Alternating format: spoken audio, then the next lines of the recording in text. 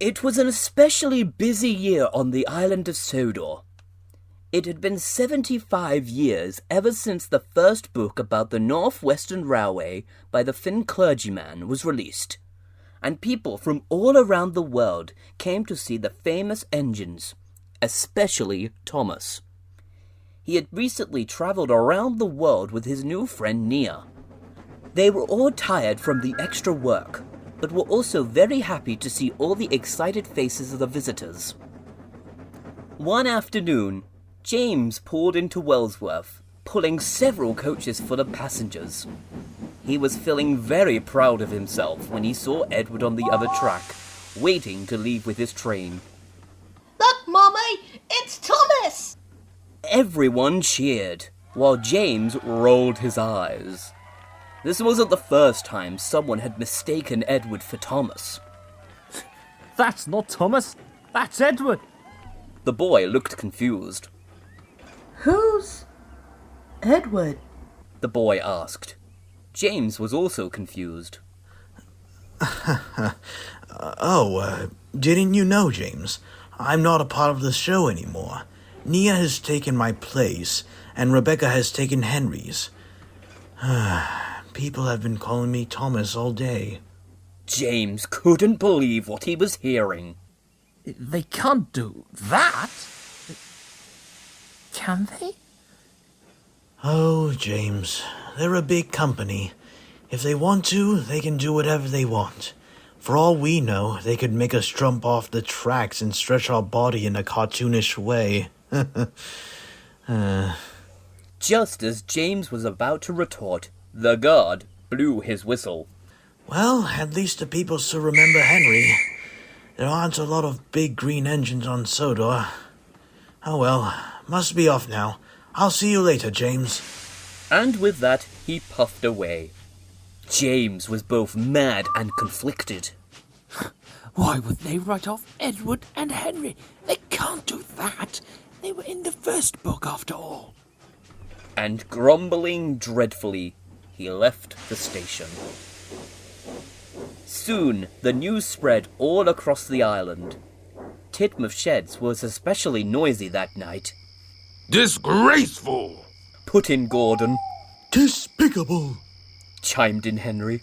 Me, one of the first members of the railway, replaced just like that?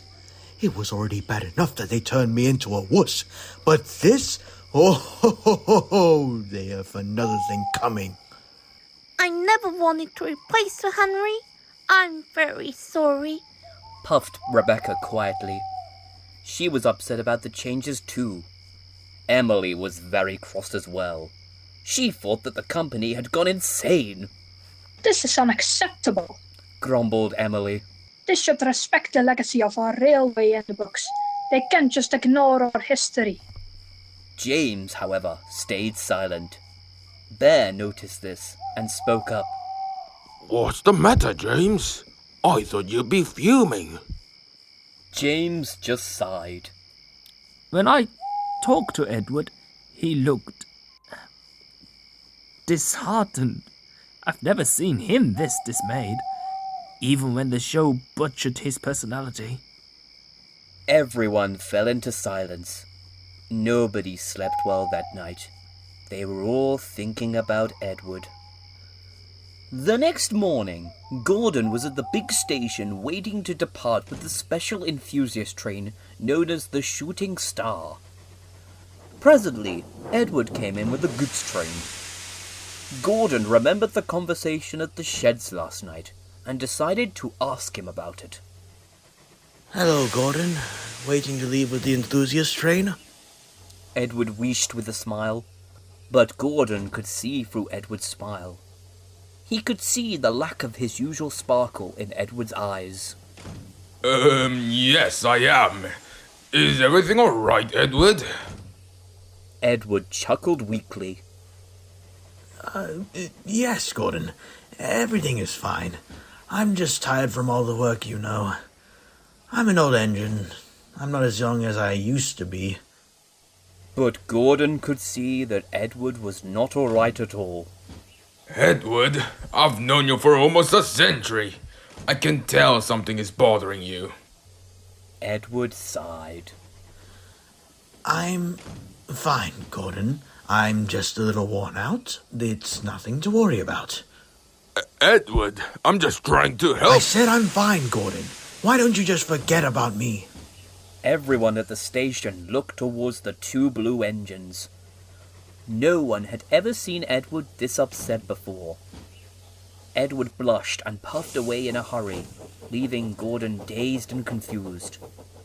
The fat controller stepped out of his office to see what the commotion was about. Gordon? What's happened? Was that Edward who raised his voice? Asked the fat controller. He was quite taken aback. Yes, sir, but I'm not exactly sure why. But before either of them could say anything else, the guard's whistle blew. As Gordon steamed away, he was left with a lot to think about. That night, Edward was having a rough time. He dreamt about a long time ago when he was left in his shed, never to be used. He looked around. The sheds were dark. Other bigger engines were leaving.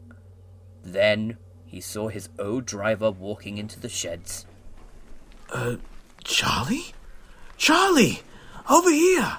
I'm here! He tried to call out to his old driver, but he couldn't speak. His old driver passed by him and talked to another, bigger engine. What? No! Charlie! I'm here! Charlie! Don't you see me? I'm here! Edward wanted to be seen. He wanted to be useful. He wanted to yell. He wanted to scream. He wanted to be really useful once more. He wished he could do anything. But nothing happened. All he could do was just see the other engines leave the sheds and come back, over and over and over again. A long time passed. The shed's door flung open, and a small blue tank engine came in. The engine looked too familiar. He had 6 small wheels, a short stumpy funnel, a short stumpy boiler, and a short stumpy dome. Thomas? The fat controller stepped out of the engine. He looked surprised. He soon spoke up. My, what an old engine. I wonder how long he's been here for. Oh well, take him away, Thomas. This thing is only good for scrap. Sir, it's me, Edward. I'm still here. I can still be useful. Please! But the fat controller didn't hear. No matter how hard Edward tried, he couldn't make a sound. Nobody could hear Edward. Edward shivered in horror as the tank engine coupled up. No, this can't be happening. This can't be happening. No! As Edward exited the sheds, the bright light of the sun blinded his eyes. As his eyes adjusted to the sun, he saw an engine who looked like Henry.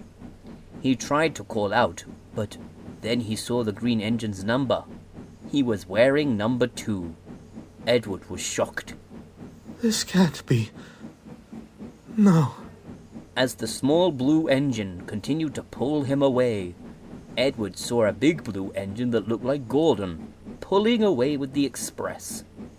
The big engine was wearing the number 3. Edward started to panic. No, it can't be! Edward looked up. The bright blue sky began to turn red. He looked in horror as he entered the smelter's yard. Not this! Not this! Edward tried to shout as the small blue engine shunted him on a siding. The tank engine sighed as he was uncoupled. What a shame. The small engine spoke up with a sigh. He looked and sounded like Thomas, but the engine's voice sent a chill down Edward's boiler, as if he could tell that something was off. It's sad to see an engine go.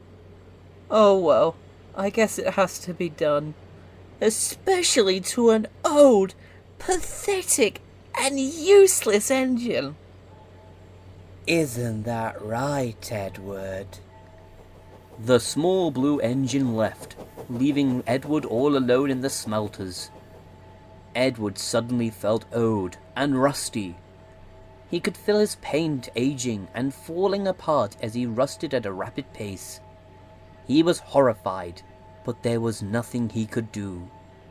With a loud beeping noise, the claw above him came to life, and slowly came closer and closer. I'm not for scrap. He yelled and shouted. I'm not for scrap. He screamed that This engine is not for scrap. But it was no use. The mighty claw came down, and then suddenly...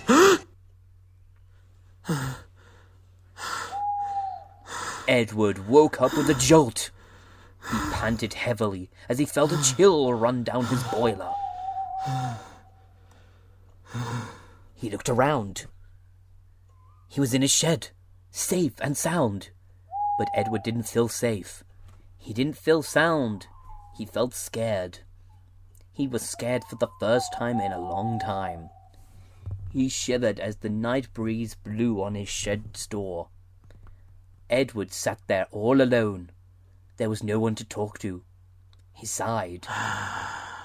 The sheds weren't silent for a while after that. If anyone had ever passed by, they would have heard the sound of tears from inside.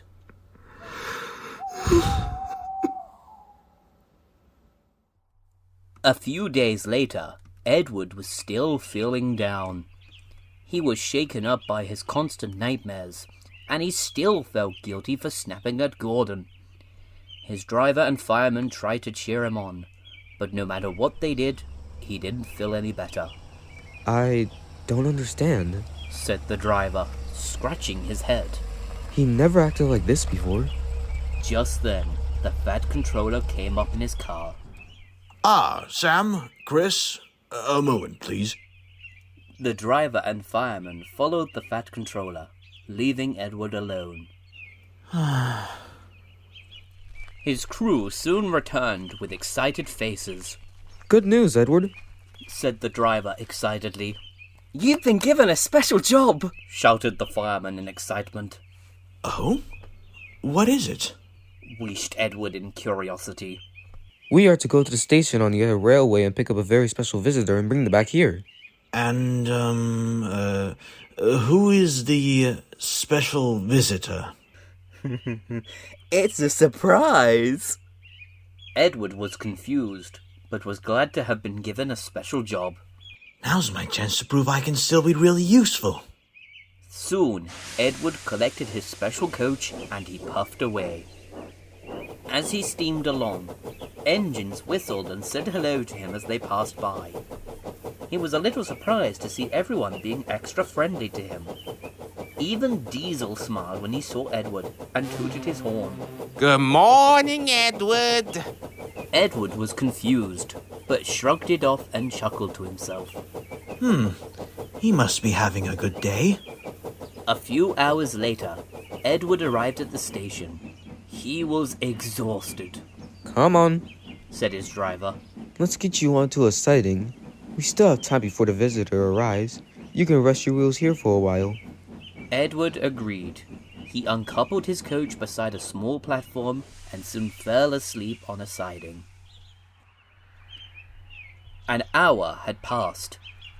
Edward slowly woke up as his crew approached him. Wakey, wakey, Eddie. Wakey, wakey, Eddie, chuckled his fireman. The special visitor is here. They're already on board the coach. Come on! Edward yawned as his crew got in his cab and turned the regulator. Soon, he arrived at the platform and coupled up to his coach. It was getting dark. The lights were dimming, and Edward couldn't see any other trains. He started to speed up. The gentle breeze of the evening air brushed his face. Whoa there! We aren't running a race, old boy. Edward chuckled. He felt as if he was a new engine again. He looked back on the days when he used to pull the express on his old railway. He closed his eyes and thought to himself, If I'm to be forgotten, I might as well be the most useful I'll ever be. and he puffed on triumphantly. Soon, Wellsworth came into view. Tired, wary, but unbeaten, Edward steamed in. He was glad that he got the job done. The station was dark. He couldn't see anything when... Surprise! The lights came on, and all the engines whistled as Edward stopped by the platform. Edward was surprised. It looked like every engine on Sodor was there. He was at a loss for words. Eventually, Edward found his voice. What's all this? Stammered Edward. It's a surprise party, giggled Thomas. We wanted to give you something special. Chimed in Percy. Consider this a gift from all of us. Puffed Toby proudly. Edward was confused. A gift? But I don't need a gift. I haven't done anything. Nonsense! Wheezed Gordon grandly. This railway wouldn't exist without you.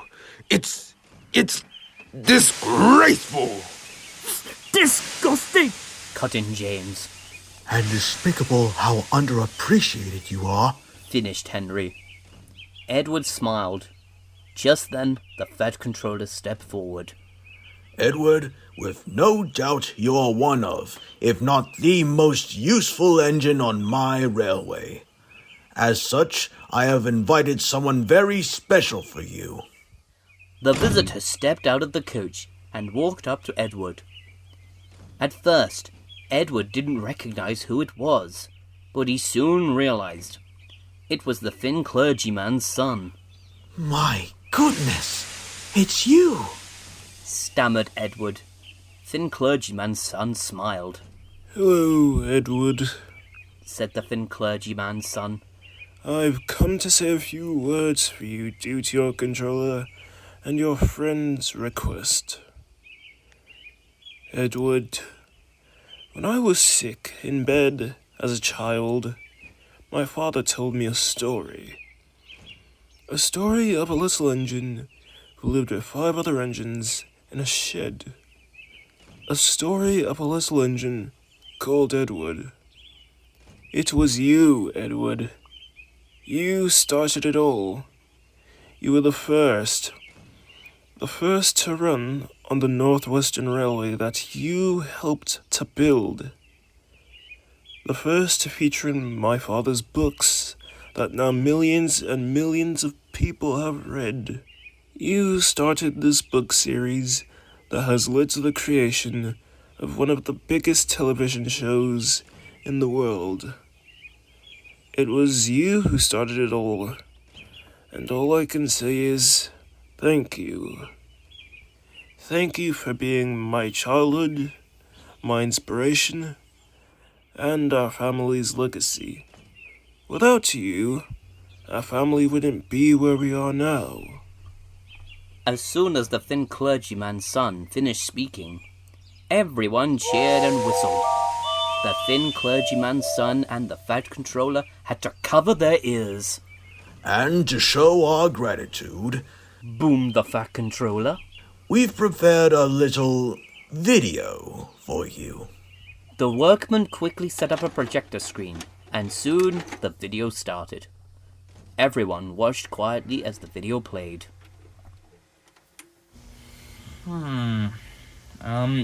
Is this thing on yet? No. You need to press this button. Wait, hang on. Right, I got it now. We're on, Thomas. Oh, finally! Hello, Edward. We realised that you were feeling a bit under the weather, so we made a little video for you. I hope you enjoy it. Alright, who do you think is the grandest engine, and what do they mean to you? Well, while I am the engine who used to pull the express and possibly am the strongest and the best, I think it'd be wrong to say that Edward isn't the grandest. He's an example to us all, and we all should look up to him.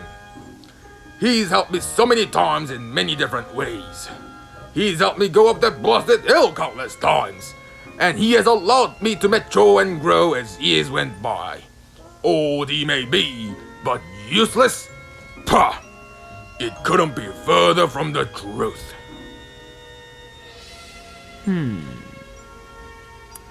The grandest? Well, I have a splendid red coat, and is probably the most handsome engine on the entire railway. Oh. I'm not done yet. I'd say that Edward deserves the spot. He may be old and not as good looking as I am. No. Shut it!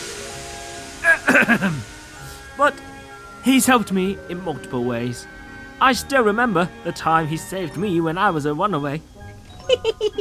Which one, James? There's so many. Shut up, you! Oh, it's definitely Edward. He's helped me so much. Even when I was a failing engine, he still believed in me. He never gave up on me and always encouraged me to do my best. Only he soothed me when I was in that blasted tunnel. I owe him so much. Oh, whoever decided to get him off the show should be ashamed of themselves. I hope you get fired, or even better, rot in a cold, damp siding like my old boiler. Whoa! I think that's enough of that. I must say, Edward, he's a wise old miser who knows how to handle you youngsters. As an old engine myself, he has my respect. He's probably the only sensible engine on this railway. Unlike you irresponsible rodents. I said compliment Edward, not roast everyone else. I'm aware. Oh, Edward. I remember when I first came to the railway. He taught me so much. He was very welcoming when I first came to the railway, too. You mean I wasn't? Well, you weren't exactly warm when I first arrived. I was too. Was not. Oh, that's it. Come here, you. Ah, help! Oh, well, probably Edward. He seems like the only engine who does things the right way. He isn't afraid to snap at people who are wrong, but is also a kind engine. He never gives up, even in the darkest of times. He's like a beacon of hope to us all. He may not be a Great Western engine, but he certainly knows how to do things the Great Western way.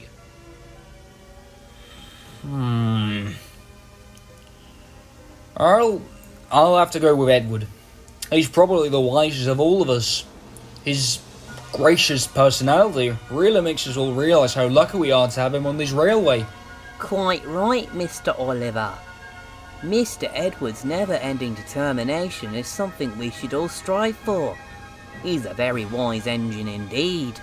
As Gordon once said, he's an engine of great sagacity.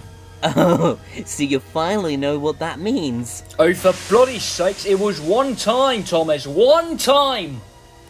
I'll say Edward, a fine engine he is. Anyone would have thought he's got nothing to fear. I can't think of any other engine that could be possibly as determined as he is. If there are rails to run on, he'll keep on steaming until he can no more. And even then, he'll still try to. You wait and see. He would have been working even if the world ends. And if somebody wants to retire him or scrap him, they would have to do it over our dead boilers. Is that even a question? Of course it's Eddie. He's a first-rate engine. He's given me so much advice too. Remember when I saved Oliver? It was Edward who inspired me to save that wee engine. He also defended me when I crashed into that bloody brake van. Oh, Edward is one grand engine. Wait, so what happened to that brake van again? You kind of murdered it. Oh, for Pete's sakes, Thomas. I didn't mean to. Anyways, who cares? Nobody liked that bloody brake van anyway. And as the video continued, one by one, Thomas and his crew asked the same question to everyone on the island. The coaches that rode water and the air vehicles, and even cranes like Cranky were asked. And everyone agreed that Edward was the grandest out of all the engines in the end. They'd say that Edward is a wise engine. an engine who isn't afraid to snap at others when they are wrong, but also knows how to soothe them when they are feeling down. Despite his age, he never gives up, and always acts kindly to anyone in need. Edward beamed and shed a tear as he watched. He couldn't believe what he was watching. In the final moments, Thomas appeared on the screen. Edward, I've been on this railway with you ever since the beginning, and you've taught me a lot. You've taught me everything I know now. I'll always be grateful for what you've done for me. It's thanks to you that I have become so popular. I was just an average little tank engine when I first arrived on Sodor. I knew nothing, and I was, well, let's just say that I was too big for my buffers. But your guidance has evolved me into the happiest engine on Earth. I cannot thank you enough. You've been there to witness it all, and you'll continue to witness all the amazing things on this railway. From the bottom of my heart, thank you. Edward, I've known you ever since my birth. You were the first engine my great-great-grandfather bought on. You've seen this railway from its beginning. You've built it. This railway which now has so many engines and is so well known across the world. I couldn't imagine a world without you. All of this, even this railway wouldn't exist without you. The books would never have been written, and the television show would never have been aired, and nobody would care about this island we live on. You've started it all, and even if a world without you could exist, I certainly would never want to live in it. You may be old, yes, but you'll always be young at heart. You've proven your strong will and determination time and time again, and I couldn't be more grateful to have you on my railway. I am proud of what you've accomplished, Edward, and I can't imagine how much more you will accomplish in the future. As the video ended, Edward began to cry. But it wasn't a cry of sadness. It was a cry of joy. Edward cried and cried as if he was going to run out of water. The other engines looked at Edward and smiled warmly. We're all here for you, Edward. Every single one of us. Never forget that. The fat controller walked towards Edward. He smiled and spoke up. And to make sure that you'll never be forgotten, I proudly present Wellsworth's new sign. Edward looked, and when he saw the new sign, he gasped. On the sign it read, Wellsworth, home of Edward the Blue Engine, with a silhouette of Edward embedded on the board. The silhouette was shiny and gold. Edward couldn't believe his eyes. He kept looking at the plaque. Oh, sir, it's... Thank you, sir. Thank you, everyone. Everyone looked at the sign. They were all impressed by it and admired it. And another thing, said the fat controller. We've made a little art gallery of sorts in the station waiting room and your shed. It's full of pictures of you, Edward, depicting what you have accomplished over the many years of your service. And there are a few blank spots in there as well. That is to show the world what you will achieve in the future. Edward couldn't believe what he was hearing. He stared at the waiting room window for a short while before he found his voice. But what about the other engines? Why are they all of me? Don't the others deserve to be there as well? It's okay, Edward, puffed Thomas. This is a gift for you, not the other engines. Free cheers for Edward, whistled Percy. Hip hip! Hooray! Hip hip! Hooray! Hip hip! Hooray! And all the engines whistled, and the people clapped and cheered. Edward was happy. He was happy to see all his friends, no, his family, come together just for him. They made him feel like the most special engine of all. Not just because of what they said, but also because he realized that he was surrounded by the people he loved, and he thought to himself that he wouldn't want to be anywhere else. The celebration lasted for a while, but one by one, the engines went away to sleep. They all said goodnight to Edward as they went back to their sheds. Soon, even the fat controller and the thin clergyman's son had gone.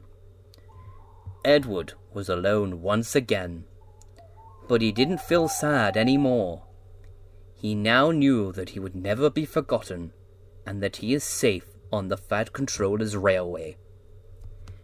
As he was about to go to his shed, he saw a family standing on the platform. It looked like they had just arrived. Edward slowly puffed towards them to tell them that there were no more trains for the day, when the man who seemed like the father spoke to his child. Look, it's Edward. Edward was taken aback. He thought that the man wouldn't recognize him. The child jumped up and down excitedly. The child called out to him. Oh, so this is Edward. Hello. Edward chuckled in surprise. How do you... My daddy told me all the stories about you. He says that your Sodor is finest, said the child excitedly. The father chuckled. Indeed, I've never seen such an engine quite like him. He's very inspiring. If it's not a bother, would you mind telling us a story, please? Asked the father kindly. Edward smiled. Oh, certainly not. It would be my pleasure. Yippee! Said the child excitedly and sat on Edward's footplate. Edward's crew came out and listened as well. Edward soon began. Once upon a time, there was a small island far, far away. It has fields of green and sandy yellow beaches. There are rivers, streams, and lots of trees where the birds sing. There are windmills and even a coal mine. The docks where visitors to the island arrive. The island also has lots and lots of railway lines. On that railway, there lived a little old steam engine. He lived with several other engines in a shed. They were all bigger, younger, and stronger than him. They often liked to boast about it. The driver won't choose you again, they'd say. He wants big and strong engines like us, not an old and pathetic one like you. The little engine was sad. Like the big engine said, he was not let out for a long time. But one fateful morning, his shed's door creaked open. An engine driver peeked in. Oh, hello there, he said. Why are you sad? Would you like to come out today? The little engine beamed. Oh, yes, please, he said. Little did he know, he would find out from that day onward, his life would never be the same.